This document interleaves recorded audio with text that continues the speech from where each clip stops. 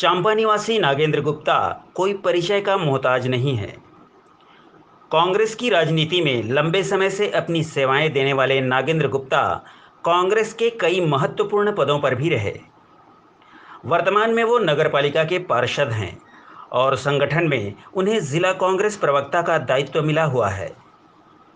स्थानीय से लेकर राष्ट्रीय स्तर तक के मंच का सफल संचालन करने वाले नागेंद्र गुप्ता ने सीजी लाइव न्यूज से खास बातचीत की। जिला सहित प्रदेश की राजनीति में उन्होंने सभी सवालों का बेबाकी से जवाब दिया।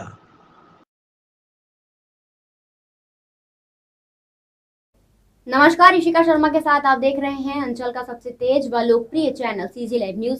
और आज के हमारे खास मुलाकात कार्यक्रम में आज हमारे खास मेहमान हैं कांग्रेस के जिला प्रवक्ता व चांपा नगर पालिका के पार्षद नागेंद्र गुप्ता जी। गुप्ता जी, सबसे पहले तो नमस्कार और हमारे खास मुलाकात कार्यक्रम में आपका बहुत बहुत स्वागत है। नमस्कार आप सभी को, धन्यवाद आप सभी ने बुलाया। गुप्ता जी, राजनीति में आपका काफी लंबा अनुभव रहा है और जिले की राजनीति की बात करें तो कई बड़े पदों तक आप पहुंचे भी हैं। फिर भी आपको क्या लगता है कि उस लिहाज से जिले का विकास हो पाया है? विकास हुआ है, कहीं कहीं जगह विकास की अभी संभावना हमेशा बनी रहती है, क्योंकि विकास एक सतत चलने वाली प्रक्रिया है जी। 1998 में जिले का गठन हुआ, 2000 में छत्तीसगढ़ अस्तित्व में आया। प्रारंभिक 3 साल कांग्रेस की जो सरकार थी वो आधारशिला विकास की रखी। दुर्भाग्य से कांग्रेस की सरकार पुनः रिपीट नहीं हुई। 15 साल लगातार भारतीय जनता पार्टी की सरकार थी और भारतीय जनता पार्टी की सरकार के कार्यकाल में जो विसंगतियां हैं, छत्तीसगढ़ को एक तरीके से विसंगति मतलब अच्छे ढंग से एक सोच के साथ विकास की राह पर नहीं ले जाया गया।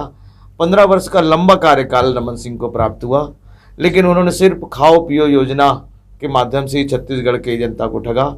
इस वजह से कहीं कहीं विकास की जो संभावना थी वो उनको विराम लगा था।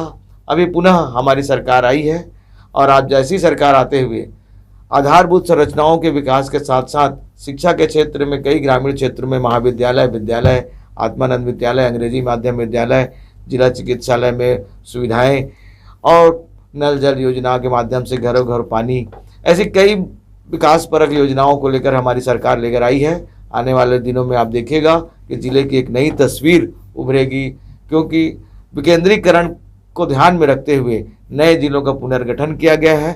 उसमें हमारे जांजगीर चांपा को अलग करते हुए एक शक्ति जिला का निर्माण होना है, घोषणा हो चुका है। आने वाले 26 जनवरी तक हो सकता है कि वह अस्तित्व में आए और विकास को पंख लग जाएंगे उससे हमारे क्षेत्र में। जी, जांजगीर और चांपा दोनों मिलकर जिले का गठन हुआ है, फिर भी हसदेव नदी के इस पार और उस पार की अगर हम बात करें तो अक्सर मतभेद रहता है। सरकारी कागजात में भी जांजगीर को बताकर संबोधित या अंकित किया जाता है। ऐसा नहीं है, जांजगीर चांपा 2 आंख कह सकते हैं हम जी इनको। और नदी के इस पार और उस पार जो सरहद की बात है वो आज के समय में अप्रासंगिक है। नदी को विभाजक मानना, पहले के समय में जब पुल पुलियाओं का निर्माण नहीं हुआ था तो आने जाने की सुविधा नहीं होती थी, इस वजह से उसको विभाजक मानकर जिले का निर्माण किया जाता था।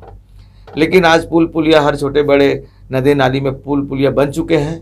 इस वजह से नदी इस पार और नदी उस पार वाली कोई बात नहीं है। रहा सवाल, जब भी कहीं कोई जिले का या कोई भी प्रदेश की राजधानी बनती है, चाहे भारत की जब राजधानी की बात करें तो नई दिल्ली बनी, छत्तीसगढ़ की राजधानी बोले तो नया रायपुर बना। अब जांजगीर चांपा का जब मुख्यालय का निर्माण होना था तो स्वाभाविक है कि बड़े कैंपस की आवश्यकता होती है कलेक्ट्रेट के लिए, जिला पंचायत के लिए। तो दोनों शहरों के मध्य जहाँ पर शासकीय भूमि थी वहाँ पर जिला कलेक्टर का निर्माण हुआ। दोनों शहरों में कलेक्टर मुख्यालय तक पहुँच की दूरी महज 5 या 6 किलोमीटर है। तो ऐसा कहना गलत है कि जांजगीर और चांपा 2 अलग अलग हैं, 2 आँख हैं जो लगातार सबको देखते हैं और सबको लेकर चल रहे हैं। जी सर, छत्तीसगढ़ में 15 साल बाद फिर से कांग्रेस की सत्ता आई है, फिर भी ऊपर से लेकर नीचे तक आपसी गुटबाजी हावी है। इसकी प्रमुख वजह आप क्या मानते हैं और इसे एकजुट कैसे किया जा सकता है? इन्हें गुटबाजी नहीं कहा जा सकता, यह एक स्वस्थ प्रतिस्पर्धा है। अगर किसी भी राजनीतिक संगठन में आपसी स्वस्थ प्रतिस्पर्धा नहीं होगा तो उस संगठन में जड़ता आ जाएगी और आपसी प्रतिस्पर्धा के कारण मैं बेहतर कर सकता हूं और मैं इससे आगे कर सकता हूं और अच्छा कर सकता हूं की जो भावना होती है, उससे नेतृत्व तरासा जाता है और वह एक नई सोच के लेकर अपने आप को संगठित कर आगे बढ़ता है। गुटी राजनीति हमेशा नुकसानदायक नहीं होती, कभी कभी वो संगठन के लिए फायदेमंद भी होती है। जी गुप्ता जी, यदि कांग्रेस की ही हम बात करें तो हमारी नज़रों के सामने कई नेताओं का जो राजनीति का लंबा अनुभव है, फिर भी वो आज भी निचले तबके में दरी उठाने का काम करते हैं। सिर्फ पैसे और पहुंच का बोलबाला है। ऐसी असमानता से कार्यकर्ता भी नाखुश है। इसे कैसे दूर किया जा सकता है, क्या मानना है आपका? ऐसा नहीं है कि जो निचले तबके का कार्यकर्ता हो। जहाँ तक मेरा अपना मानना है, छोटा कार्यकर्ता हो या बड़ा कार्यकर्ता हो, संविधान में सबको एक वोट देने का अधिकार है। और बड़ा कार्यकर्ता है तो वो 2 वोट नहीं डाल सकता, वो 1 वोट ही डालेगा। और कार्यकर्ताओं को जो उपेक्षा और अपेक्षा की बात होती है, कार्यकर्ता अपेक्षा लेकर चलता है, वो सोचता है कि हमें अपेक्षा हो रही है। मेरा अपना मानना है कि कार्यकर्ताओं को ऐसा होना चाहिए कि वो अपनी आवाज़ में ऐसा खनक पैदा करे, अपने कार्यों से ऐसा कार्य करे जिससे संगठन के उच्च स्तर वाले लोग भी उनसे पूछें कि भाई आपने अच्छा काम किया। आप हमारे विधायक जो देखिएगा, जो अभी नए विधायक हैं, नए शकुंतला साहू, सुश्री शकुंतला साहू हैं, विकास उपाध्याय जी हैं, देवेंद्र यादव जी हैं, डॉक्टर विनय जायसवाल हैं, ऐसे तमाम युवा विधायक हैं। कुछ लोग शिक्षा मंत्री, शिक्षाकर्मी का पद छोड़कर चंद्रदेव राय विधायक हैं, कुंवर निषाद विधायक हैं। ऐसे तमाम हैं जो पहली बार विधायक बने और युवा हैं जो अपने नेतृत्व क्षमता को साबित करते हुए कांग्रेस ने उनको टिकट दिया और आज वो कई संसदीय सचिव और पूरे प्रदेश में अपना नाम कमा रहे हैं और जनता का सेवा कर रहे हैं। जी सर, अगर जंजीर और चांपा ओवरब्रिज के मसलों की मैं बात करूं तो काफ़ी सालों से लंबित हैं और भाजपा के बाद राज्य में अब आपकी सरकार है। क्या इस कार्यकाल में दोनों ओवरब्रिज की सौगात क्षेत्रवासियों को मिल पाएगी? संभावना तो है, क्योंकि जिलाधीश महोदय सहित हम लोगों ने मुख्यमंत्री को भी इस बात से अवगत कराया है, उनके संज्ञान में है। डॉक्टर चरणदास जी महंत लगातार क्षेत्र का दौरा करते हैं, वो भी आना जाना करते हैं, तो लगातार इन सबको देख रहे हैं और लगातार कलेक्टर को और संबंधित अधिकारियों कर्मचारियों को लगातार सूचना के माध्यम से, फ़ोन के माध्यम से वो बैठक लेकर विकास के लिए लगातार कहते रहते हैं। बड़ा काम है, जल्दीबाजी में पूरा कर देना रिस्क होता है, कुछ दुर्घटनाएं घट सकती हैं। इस वजह से तकनीकी बातों को ध्यान में रखते हुए निर्माण कार्य किया जाता है। मैं मानता हूं कि लेट हुआ है, लेकिन 2-3 साल पहले बन जाना था। मेरा अनुमान है मार्च 2022 तक बन जाएगा। गुप्ता जी, विधानसभा अध्यक्ष डॉक्टर चरणदास महंत ने बीजेपी शासनकाल में हसदेव नदी की दुर्गति पर चिंता जाहिर करते हुए नदी के उद्गम स्थल से लेकर समागम स्थल तक पद यात्रा की थी। अब सरकार आप लोगों की है, तो हसदेव नदी को स्वच्छ बनाने अब धरातल में आखिर पहल क्यों नहीं हुई है अब तक? उसके लिए कार्य योजना बनाई गई है। मनेंद्रगढ़ के पास जो जीवाश्म मिला है हसदेव नदी के किनारे, उसमें भी काफ़ी रिसर्च किया जा रहा है। साथ साथ नदी तटबंध को कैसे सुरक्षित रखा जाए, इसलिए व्यापक वृक्षारोपण का कार्यक्रम के साथ साथ नदी को स्वच्छ रखने के लिए हमारे नगर पालिका क्षेत्र में जो गंदा पानी हसदेव नदी में प्रभावित होता था, उसके लिए भी 12 करोड़ रुपए की राशि वित्त विभाग से स्वीकृति प्राप्त हुई है, जो नदी तक जो पानी है उसको आने के लिए रोकेगा। और एक तरीके से हसदेव कॉरिडोर योजना के नाम से वह योजना हमारे कार्यकाल में ही उसको प्रारंभ हो जाएगा। जी सर, नगर पालिका में पूर्व मंत्री परिवार के अजय योद्धा को भारी मतों से शिकस्त देकर आप पार्षद चुने गए थे और अध्यक्ष के प्रबल दावेदार भी थे। ऐसा क्या कारण था व्यापक नहीं बन पाए? क्या आप भी गुटी राजनीति के शिकार हो गए? नगर पालिका अध्यक्ष के प्रबल दावेदार होने के बावजूद भी आप अध्यक्ष नहीं बन पाए।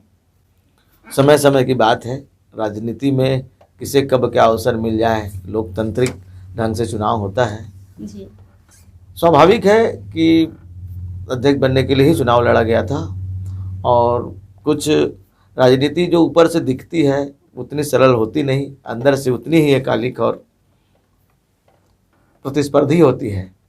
कहीं लगा होगा लोगों को कि चूक हो गई, आने वाले समय में सेवा का अवसर प्राप्त होगा, पार्टी अवसर देगी तो सेवा करेंगे। जी गुप्ता जी, अंत में आप हमारे जो दर्शक हैं, आप उनको कुछ संदेश देना चाहते हैं हमारे चैनल के माध्यम से?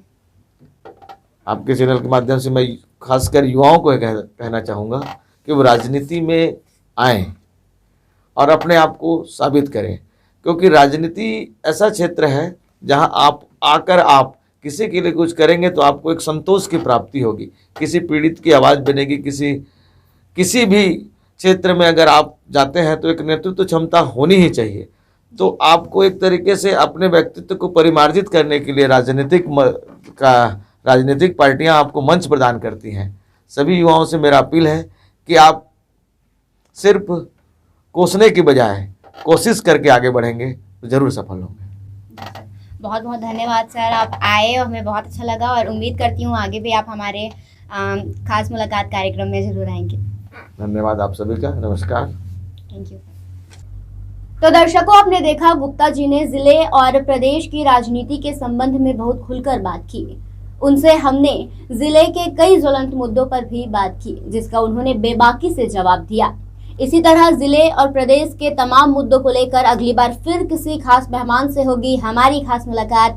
तब तक के लिए फिलहाल मुझे दीजिए इजाजत और देखते रहिए सीजी लाइव न्यूज। नमस्कार।